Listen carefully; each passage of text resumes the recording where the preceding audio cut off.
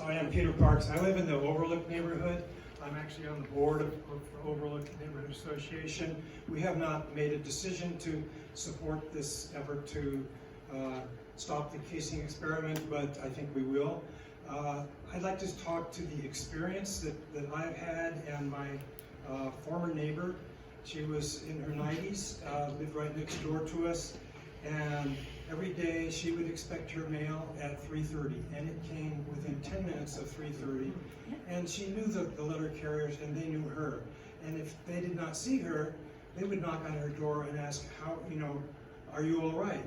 And that extended to the neighborhood. They knew everybody in the neighborhood. Everybody knew them. They were welcomed, and they did a lot more.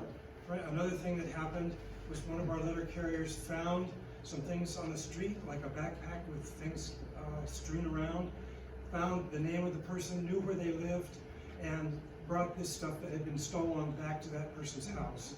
People nowadays don't have the time to do that. They don't know the people. We don't know the people who deliver the mail, the letter carriers.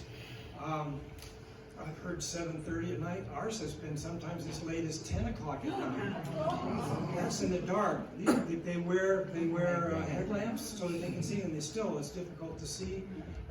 We hear that there are injuries. It's just impossible for them to do the work in the way that we as residents expect. So I could say a lot more, but it really has changed. We don't know our letter carriers at all. There are different ones every day. I try and speak to them and say I support them, but as has already been mentioned, they can't talk about their work and whether they like it or not. But we can say that we support them, and I hope we do. Thank you. You do.